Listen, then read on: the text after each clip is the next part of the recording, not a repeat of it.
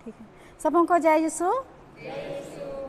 मेरा नाम मरियम लकड़ा है और मैं माल्टी गांव से आई हूँ। और मैं सबसे पहले तो प्रभु को धन्यवाद देती हूँ, क्योंकि मैं इस जगह खड़े होने के लायक मैं नहीं थी, क्योंकि मैं वचन से पहले मैं बहुत डरपोक थी मैं बहुत डरती थी और मुझे शर्म लगता था, मुझे डर लगता था। और मैं कभी भी मैं सामने नहीं आती थी, गिरजा भी कहीं भी जाती थी ना तो मैं कोना में बैठती थी, पीछे सबसे पीछे बैठती थी, क्योंकि मेरे अंदर बहुत सारा डर था, फिर शर्म था और मैं किसी से उतना बात भी नहीं कर सकती थी फेस टू फेस, क्योंकि मुझे शर्म की आत्मा जो हमको बांध के रखा था। हाँ, इसीलिए तो मैं पहले हमारे परिवार में जो हम लोग जीवन जी रहे थे, हम लोग जिस घर में मेरा शादी हुआ था उस परिवार में सब कोई मतलब नशा पान में डूबे हुए रहते थे, सब कोई पीते थे। और हमारा परिवार में एक दिन ऐसा समय नहीं होता था कि हम लोग लड़ाई झगड़ा किए बिना हम लोग रह सकते थे। डेली हम लोग के घर में लड़ाई झगड़ा होता था, क्योंकि मेरा पति भी पीता था और मेरी सास भी और सब कोई। और मैं तो हड़िया बनाती थी मैं भी बनाती थी और बेचती भी थी, तो सब मेरा परिवार में वैसे ही थे, मतलब नशा पान वाले। और हमारे परिवार में शांति नहीं था और हम लोग एक दूसरे से बातचीत भी नहीं करते थे। हम लोग का गोतनी लोग भी लड़ाई झगड़ा सब हम लोग ऐसे बिताते थे जीवन। तो ऐसी अंधकार में जीवन जीते थे और हमारा परिवार में हर दिन लड़ाई झगड़ा होता था और हम लोग को अगल बगल देखते थे और हम लोग को बोलते भी थे कि ये परिवार कैसा परिवार है, कह के हम लोग का परिवार को पसंद नहीं करते थे। क्योंकि हम लोग का जैसे जैसे शाम होता था वैसे हल्ला सुनाई देता था दूर से ही, क्योंकि हम लोग का घर में बिना लड़ाई हुए रात नहीं कटती थी।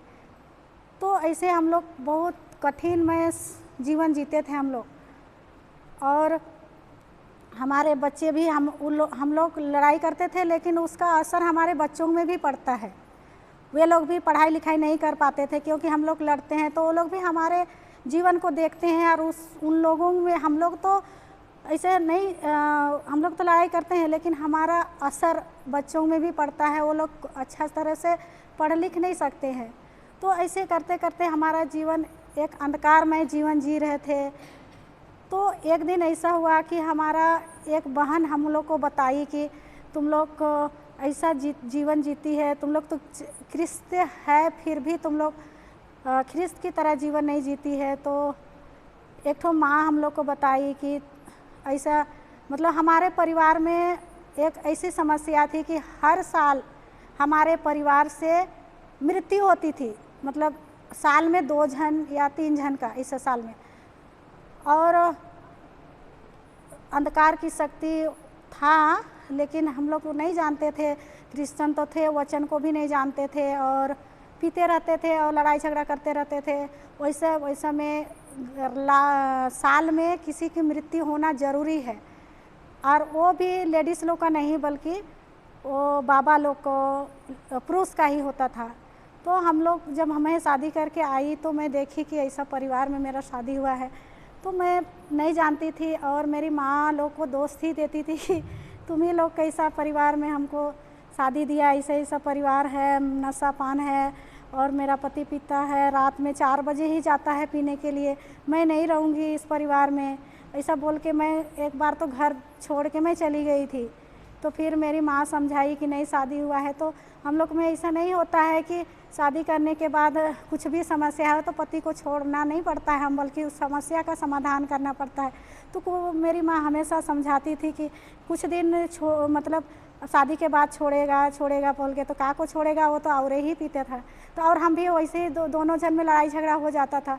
तो एक माँ ने हम लोग को बताई कि देखो तुम लोग प्रार्थना करना शुरू करो, संध्या वंदना 2014 का बात है। तो हम लोग 2014 में हम लोग प्रार्थना करना, संध्या वंदना शुरू किए और सब मिल के हम लोग माँ लोग सब कोई प्रार्थना करते थे। 5 भेद रोजरी करते थे और एक ठो वचन लेते थे बाइबल का, प्रभु की छात्र छाया, वो वाला वचन लेते थे और आधा घंटा करते थे, सब कोई कर लेते थे। उसके बाद में हम लोग खाना खाने जाते थे और हम लोग का पुरुष लोग आदमी लोग नहीं आता था, केवल हम लोग महिला 7-8 महिला, जितना भी परिवार का माँ लोग, चाची लोग, सास लोग, जितना सब कोई गोतनी लोग सब मिल के हम लोग प्रार्थना करना शुरू किए, संध्या वंदना। तब उसके बाद में डेली हम लोग करने लगे। लगभग हम लोग 4 साल तक हम लोग किए, मतलब नहीं छोड़े हम लोग। उसके बाद में करते गए वो नशा का जो दुष्ट आत्मा था वो उन लोगों के बीच में कब छोड़ के गया हम लोग को पता ही नहीं चला। फिर हम लोग को ऐसे करते करते हम लोग को डेली प्रार्थना करने का आदत हो गया। तो फिर हम लोग को प्रार्थना करते देख के हमारे जो अगल बगल का जो भाई बहन लोग हैं उन लोगों का जीवन में भी प्रभाव पड़ा और वे लोग भी हमारे प्रार्थना में शामिल होने लगे। जहाँ हम लोग प्रार्थना करते थे, पहले तो हम लोग 7 जन ही शुरू किए थे, लेकिन उसके बाद में 4 साल कर बाद में एक घर शाम को हो जाते थे, 8 भी नहीं रहते थे। उतना हम लोग का घर में जहाँ पर हम लोग प्रार्थना करते थे वहाँ भरने लगे, क्योंकि उसका असर पूरा गांव में पड़ने लगा और सब कोई आने लगा हम लोग का गांव में। तो इसी हम लोग को उस समय हम लोग को वचन नहीं आता था, क्योंकि मैं भी नहीं वचन जानती थी। तो जिस समय 2023 में दिसंबर में शायद जॉनसन बाबा आए थे यहाँ पर, तो हम लोग को वचन सिखाए यहीं पर। दिसंबर में 2023 को नवंबर में आया था शायद, यहीं सीखे थे हम लोग कि एक ही मतलब कैसा बता रहा कि वचन से जब प्रार्थना करते हैं तो हर समस्या का समाधान हो जाता है और वचन को लेकर प्रार्थना करने से प्रभु के पास डायरेक्ट जाता है, ऐसा कह के हम लोग सिखाया। और एक ही वचन हम लोग को उतना नहीं जानते थे। पहले तो हम लोग बाइबल भी खोलने नहीं जानते थे, क्योंकि बाइबल घर में था लेकिन हम लोग रखे रहते थे ऊपर में अलमारी के ऊपर या अलमारी के अंदर। बाइबल को खोलने भी नहीं जानते थे, पढ़वे नहीं करते थे। जब से वो ब्रदर जॉनसन आया कि बाइबल पढ़ना है और वचन को कैसे पढ़ना है उसको, और विश्वास कैसे आता है उसको, जब हम लोग सीखे उसके बाद में हम लोग इंटरेस्ट लगने लगा कि। और उस समय मैं बहुत कमज़ोर थी, मैं बीमार रहती थी हमेशा। हमको हमेशा पैर में दर्द होता था, घुटने दर्द होता था और मैं भारी चीज़ उठा नहीं पाती थी, क्योंकि मेरा थोड़ा सा काम करती थी ना, मुझे कमज़ोरी और चक्कर आता था। मैं पहले बहुत कमज़ोर थी। तो जब से वो वचन हम लोग को मिला, प्रभु का आत्मा, लूकस अध्याय 4 अभी हम लोग पढ़े, संत लूकस का अध्याय 4 पद संख्या 18 में वो वचन था। तो हम लोग यही वचन को, एक ही वचन हम लोग सीखे और वो वचन था कि प्रभु का पवित्र आत्मा मुझ पर छाया रहता है, प्रभु यीशु ने मुझे अभिषेक किया है, प्रभु यीशु ने मुझे अपने प्रेम से भर दिया है और सारे बुराई और दुष्ट आत्मा के हर एक कार्यों से मुक्त कर दिया है। ये वचन हम लोग सीखे और जब सीख लिए उसके बाद में हम लोग ये वचन को घर में भी बोलते रहते थे। जैसे कुछ काम भी करते हैं तो वही वचन को बोलते, हाथ से काम करते थे, मुंह से बोलते रहते थे। तो ऐसे करते मैं काम करने भी जाती थी तो मैं यही वचन को बोलते रहती थी कि प्रभु का आत्मा मुझ पर छाया रहता है, प्रभु ने मुझे अभिषेक किया है, प्रभु यीशु ने मुझे अपने प्रेम से भर दिया है और सारे बुराइयों और दुष्ट आत्मा के हर एक कार्यों से मुक्त कर दिया है। मैं जहाँ भी जाती थी मैं काम करते रहती थी, लेकिन ये वचन नहीं छोड़ती थी बोलने के लिए। ऐसे 1 सप्ताह हो गया। उसके बाद में जो मेरे अंदर जो कमजोरी का जो बीमारी था, जो पैर हाथ टटाता था, वो कब निकल के गया मुझे पता भी नहीं चला और मुझ में इतना ताकत आने लगा, इतना शक्ति आने लगा कि मैं काम करने जाती थी ना तो मैं 8 ईंट बोती थी, लेकिन मैं उसके बाद में वचन बोलते बोलते मैं 10 ईंटा बोती थी, लेकिन भी हमको 5 ईंटा बोए हैं। उस तरह हमको एहसास होने लगा। तो हमको मालूम होने लगा कि जब से मैं वचन बोलने लगी मुझे कमज़ोरी नहीं लगती है। तो मुझे और हमको जानने की इच्छा हुआ कि वचन सचमुच का मेरे जीवन में कार्य कर रहा है। तो हमको और इच्छा लगा कि मैं वचन और सीखूं और जानूं कह के। फिर हम लोग और वचन सीखने का हमको और इंटरेस्ट लगने लगा। फिर वचन हम और जानने का जिज्ञासु होने लगे। तो फिर ऐसे ही आप लोग जैसे बैठे हैं वैसे मैं पीछे में बैठती थी और मैं नोट बनाती थी। उस समय तो थोड़ा लिखने भी नहीं आता था, लेकिन अब मैं सब कुछ लिख सकती हूँ, पढ़ भी सकती हूँ, क्योंकि जब से मैं वचन सुनने लगी और मैं वचन को दिन भर में बोलते रहती थी, तो वो जो बीमारी था मेरे अंदर में वो कब चला गया पता ही नहीं। फिर हमको लगा कि नहीं, एक ही वचन से जब मेरा ये कमज़ोरी ख़त्म हो गया तो और हमको सीखेंगे तो और क्या हो जाएगा, मुझे और सीखना है बोल के हम और सीखते थे। और जो भी नोट बनाते थे उसको घर में जाके, क्योंकि हम घर में काम करते हैं तो बच्चा लोग को भी देखते हैं तो हमको समय नहीं मिलता था, तो उन लोग को हम सुला लेते थे रात में, उन लोग को सो जाते थे। उसमें हम 9 बजे से 10-11 बजे तक मैं सीखते रहती थी, क्योंकि हमको जानना है और जानना है हमको वचन बोल के। फिर हम सीखते रहते थे रात में। तो वैसे करते करते हमको बहुत इच्छा लगा वचन सीखने के लिए, और हम सीखते गए। तो फिर उसके बाद में हम लोग को जाना पड़ा छत्तीसगढ़ वचन के लिए। तो छत्तीसगढ़ जाने हमको और सीखने का इच्छा हुआ, लेकिन मेरा पति जो है ना वो जाने नहीं दे रहा है। क्या बोल रहा है, अगर तुम चल जाएगी वचन सीखने ना तो वापस घर लौट के मत आना, ऐसा बोलने लगा। तो अब हम क्या करें, कुछ भी रास्ता नहीं मिल रहा है, अब तुम जाएगी तो वापस मत आना बोल के। फिर हमको तो इच्छा लग रहा है कि मैं और जानूँ और सीखूँ। अब हमारी 2 बहनें थी, वो लोग तो चली गई 1 ही तारीख को, और मैं तो छूट गई इधरे। अब मुझे काम करने का मन भी नहीं करता है, मैं भी जाने का है फिर भी नहीं जा पा रही हूँ बोल के मैं हमेशा यही बोलती थी कि प्रभु मैं भी जाना चाहती हूँ, लेकिन जो मेरे रास्ता में रुकावट है उसको आप ही दूर कर सकते हैं बोल के मैं वैसा बोलते रहती थी। तो फिर 14 तारीख को ऐसा सिस्टर संजना ने हम लोग को बोली कि जो छूटा हुआ है और एक ट्रिप हो रहा है, अगर जाना चाहते हैं तो जा सकते हैं। तो हमको बोले कि मरियम तुम जाएगी? तो सिस्टर मैं तो जाऊंगी, लेकिन मेरा पति जो है ना वो जाने नहीं दे रहा है, बोल रहा है कि तुम जाएगी तो वापस मेरा घर लौट के नहीं आना, उधरे रहना, ऐसा बोला।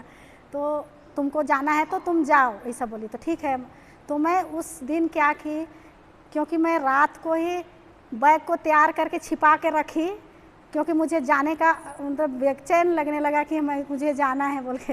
रात को ही मैं बैग को पैक करके और सबको सोने दे ली। उसके बाद में फिर 5 बजे जाना था, मैं चुपके से भाग के मैं चल गई वचन सीखने के लिए।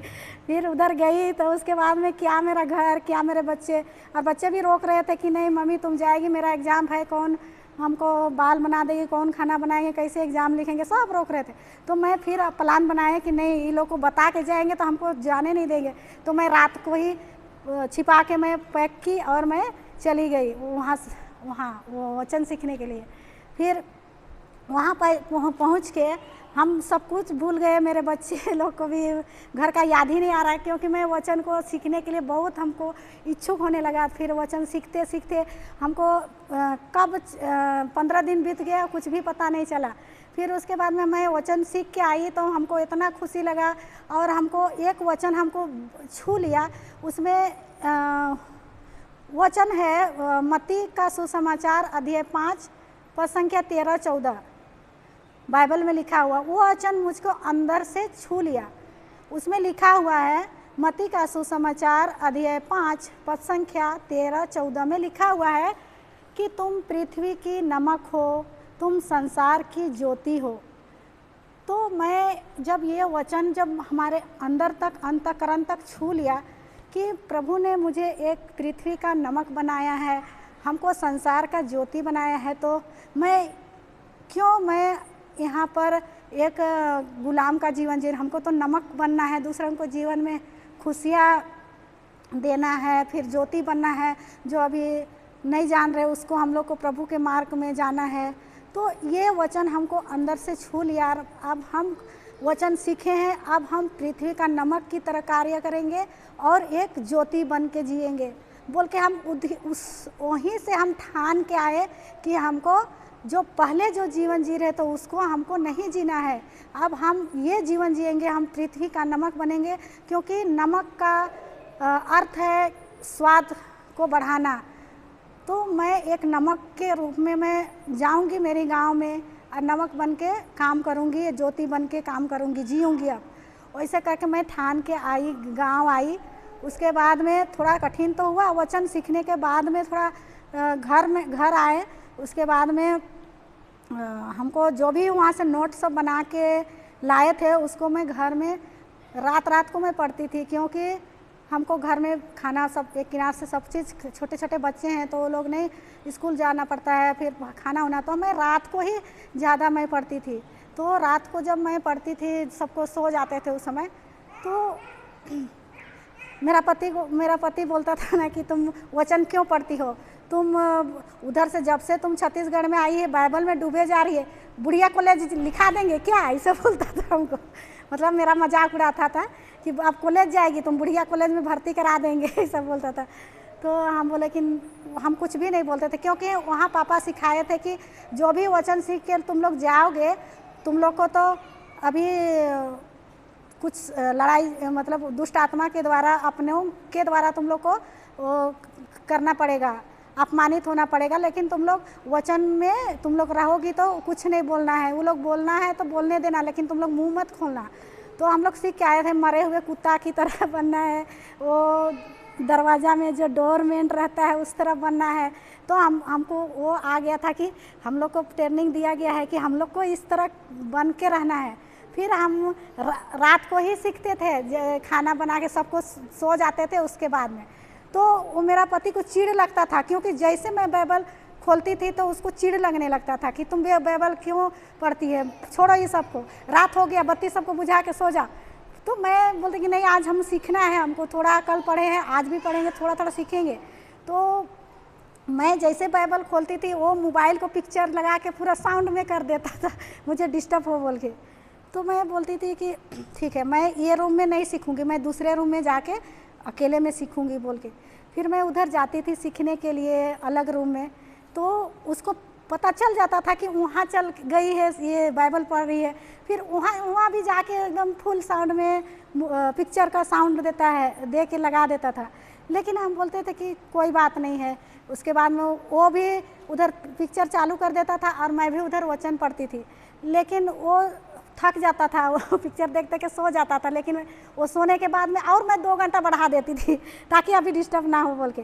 वो 10 बजे सोता था तो मैं 12 बजे सोती थी। वैसे वचन बढ़ाते गई। फिर उसके बाद में एक दिन क्या हुआ ना कि मैं वचन ज़्यादा, जितना वो डिस्टर्ब करने चाहता था मैं उतना ही वचन और ज़्यादा बढ़ा देती थी। तो अब मैं वचन सीख गई, तब मैं मोबाइल भी चलाने नहीं जानती थी। फिर मोबाइल मैं सीख गई तो मैं वचन को ही चालू करके मैं घर में छोड़ देती थी। तो जब वचन घर में चालू करके छोड़ देते, पूरा घर में वचन ही गूंजने लगता था। तो उसका पिक्चर देखना भी भूल गया वो पिक्चर देखना भी भूल गया। उसके बाद में हमको और अच्छा लगने लगा कि चलो कम से कम तो ये हमको डिस्टर्ब नहीं करता, वचन सुनेगा। फिर उसके बाद में हम लोग को उसको कुछ नहीं बोले, लेकिन वचन ने उसका जीवन को छुआ। और अभी मेरा पति वचन का विरोध करता था, लेकिन अभी वो वचन सीखा और हम लोग जहाँ जहाँ जाते हैं वो हम लोग को पहुँचा भी देता है और बोलता है कि तुमको जहाँ भी ज़रूरत है तो हमको लेके चलो ना, तुम अकेले क्यों जाती है। तो हम बोलते हैं कि प्रभु को धन्यवाद, क्योंकि वो वचन का विरोध करता था, लेकिन अभी वो बदल गया ये वचन के ही द्वारा। और हमारे जहाँ भी हम लोग जाते हैं तो हम लोग का साथ देता है। वो भी अभी वचन में आया और नशा पान तो पहले से ही छूट गया उसका, बहुत पीता था और बोलता था भी कि मैं अपना परिवार, अपने बाल बच्चा को छोड़ दूंगा, लेकिन मैं नशा को नहीं छोड़ूंगा, ऐसा बोलता था, मुँह में बोलता था। मेरा नशा बहुत प्यारा है, लेकिन अब वो बोलता है कि मेरा नशा कैसे चला गया मुझे तो खुद ही मालूम नहीं, ऐसा बोलता है। तो ईश्वर को मैं धन्यवाद देती हूँ, क्योंकि हमारे बल से संभव नहीं हुआ। क्योंकि मैं पहले कोशिश करती थी कि इसका नशा को मैं छुड़वाऊँ, लेकिन उल्टा मार खा के आती थी मैं जाती थी उसको कि मत पीना, दूसरा घर में जाता था पीने के लिए, तो उसको जाके बोलती थी कि नहीं पीना है, ऐसा बोल के। तो वो हम ही को डांटता था, क्योंकि मैं अपने बल से कोशिश कर रही थी।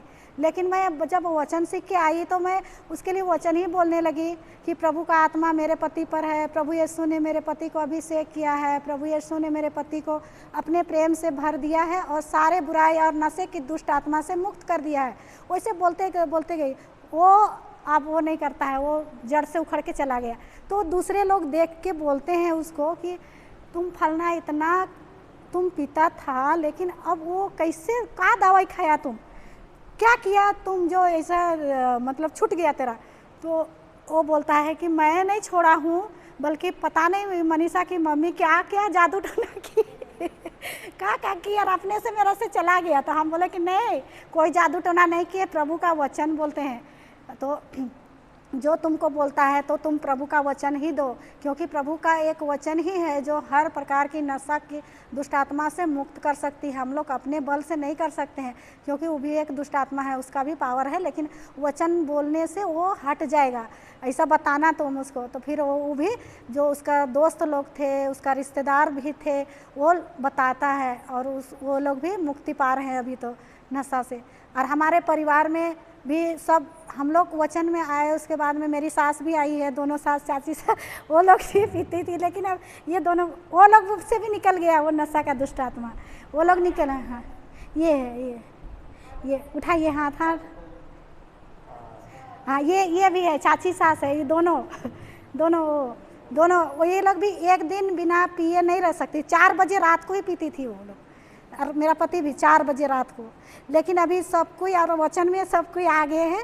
तब अभी जो है ना, हमारे परिवार को देख के अगल बगल भी में परिवर्तन आया। गांव में 7 परिवार हमारे जीवन को देख के प्रभावित हुए और 7 परिवार क्रिश्चियन हुए। अभी ईश्वर को धन्यवाद देते हैं। हाँ, क्योंकि हम लोग क्रिश्चियन तो थे, लेकिन वचन को नहीं जानते थे, और नहीं जानने के कारण हम लोग मार खाते थे और आपस में ही लड़ाई करते थे और बोलते थे कि नहीं, शैतान पकड़ लिया, शैतान ने धर लिया। अभी हम लोग को मालूम होता है कि हमारे जीवन में जीवन और मृत्यु हमारे जीवा में ही है। सुक्ति ग्रंथ 18:21 में कि हम जो बोलते हैं वही होता है। तो पहले मालूम नहीं था, और हम लोग दूसरा को बोलते थे कि नहीं वो कर दिया, ऐसा कर दिया, वैसा कर दिया, हम लोग खुदे बोलते थे। तो हम लोग को शैतान नहीं पकड़ पाएगा, लेकिन हम ही के मुंह के शब्द के द्वारा ही हम लोग जाल में फंसे थे। तो अभी हम लोग जाने कि वचन में कितना पावर है, और हम लोग जो भी बोलते हैं वचन के खिलाफ जाते हैं। जिसका वचन बीज है उसी का फसल हम लोग खाते हैं। वो हम लोग को मालूम नहीं था, लेकिन हम लोग अभी जब वचन में आए तो अभी हमारे सबसे पहले तो हमारा जीवन, मेरा खुद का जीवन बदला। क्योंकि मैं भी गुस्सा करती थी, वो पिता था तो मैं गुस्सा से भर जाती थी और मैं क्या क्या बोल देती थी इसको। लेकिन सबसे पहले मैं अपना जीवन बदला, मैं गुस्सा वो निकल गया। फिर उसके बाद में उसका जीवन बदला, फिर उसके बाद में सास लोग का, फिर सास का पूरा गांव का बदला। अब गांव का बदला तो हम लोग बाहर निकलने लगे और सब कोई को क्योंकि जो नशा का एक ऐसा दुष्ट आत्मा है जो एक जन पिता है ना, तो उसका असर पूरा परिवार में पड़ता है, बच्चों पर। क्योंकि मैं अपने जीवन जी चुकी हूँ, जिसका असर मुझे मालूम है, इसीलिए मैं जानती हूँ। जिस माँ लोग के पति लोग पिता है ना, उसका दुख को मैं अच्छी तरह से जानती हूँ, क्योंकि मुझ में बीता है। इसीलिए तो मैं उसके पास जाती हूँ और मैं बोलती हूँ कि दीदी आपके कहने से नहीं छोड़ेगा। वो भी बताती है अपनी समस्या कि मेरा पति ये करता है, वो करता है, इतना मारता है। मैं भी मार खाई हूँ, इसीलिए क्योंकि मैं वचन में नहीं थी, इसीलिए मुझे भी मार खाती थी। इसीलिए हम जानते हैं कि आपका पति पी रहा है तो आप में क्या गुजर रहा है, बच्चों में क्या गुजर रहा है, मैं जानती हूँ, क्योंकि मेरा में गुजर चुके हैं। इसीलिए मैं आपको एक सलाह देती हूँ, जैसे मैं बदली वैसे आप भी बदलिए। पहले पति को मत बदलिए, आप बदलिए। आप जो मैं वचन आपको दूंगी ना, उसी वचन को बोलते रहिए। वो अपने आप उस छोड़ के चला जाएगा, वो नशा का दुष्ट आत्मा। आपको कहने आपका पति कहे उसको मत बदलने जाइए, ना ही उसको वचन बताइए। आप पहले बोलिए, आप पहले सीख के यूज कीजिए। क्योंकि वचन एक ऐसा है ना, पहले खुद को बदलिए, दूसरा देख के ही बदल जाएगा। मैं बताती हूँ, क्योंकि मैं जिस घर में ऐसा समस्या मैं देखती हूँ, मुझको तरस आने लगता है। क्योंकि वो लोग का परिवार में, उनका बच्चों का जीवन में बहुत समस्या होने लगता है। और वो लोग बच्चों लोग पढ़ नहीं सकते हैं, वो दोनों मारा पीटे होते हैं, तो क्या बच्चे पढ़ सकते हैं? वही जगह बैठ के नहीं पढ़ सकते। जो माँ बाप होता है उसी को देखते रहते हैं। तो मैं वैसे के पास में जाती हूँ और बताती हूँ कि दीदी आप ऐसा कीजिए, आप वचन बोलिए। आपका वचन ही यीशु है, यीशु ही आपका जीवन को बदलेगा, कोई मनुष्य नहीं बदल सकता है। तो मैं उन लोगों को वचन देती हूँ, यही वचन जितना मैं सीखी हूँ उतना। मैं ज़्यादा वचन नहीं जानती थी, केवल यही वचन जानती थी, मार्कुस 11:23 का और लूकास 4:18 का। मैं यही वचन लोगों को बताती थी कि ये वचन ही आपका जीवन को बदलेगा। विश्वास से आप बोलिए कि प्रभु यीशु आपका पति का जीवन को कल्पना कीजिए कि वो जो देखना चाहते हैं वो बोलना है, जो दिखता है उसको नहीं बोलना है। वैसे करते करते बहुत से लेडीज़ के पास मैं गई हूँ और वो लोग का जीवन भी बदल गया है, और वो लोग अभी प्रभु के वचन में काम कर रहे हैं ना। तो इसीलिए हम लोग को क्या होता है ना कि हम लोग पहले दूसरों को हम लोग बोलते हैं कि चलो, बच्चों को भी बोलते हैं कि ऐसा करो ऐसा करो, लेकिन हम लोग माँ लोग पहले खुद को बदलेंगे ना, तो वो बच्चे लोग हम लोग को देख के बदल जाएंगे। और हम लोग, मेरा जीवन में वैसे ही हुआ, मैं किसी को बदलने नहीं गई, मैं खुद बदली। मेरा पति मेरे पीछे आया, प्रभु के वचन के पीछे आया, वो भी जाता है। और पहले तो विरोध करता है, लेकिन अभी बोलता है कि तुम कहीं भी जाओगे तो हमको बता के जाना, और तुम शाम होगी तो मैं लेने के लिए जाऊंगा, ये सब बोलता है। तो ये सब प्रभु के द्वारा ही हुआ, नहीं तो हम लोग एक साथ बात भी नहीं करते थे, हमेशा लड़ाई झगड़ा होते रहता था। तो ये सब प्रभु के द्वारा ही हुआ। प्रभु को धन्यवाद देते हैं ना। प्रभु की स्तुति हो, यीशु को धन्यवाद। बस मैं इतना ही कहना चाहती हूँ।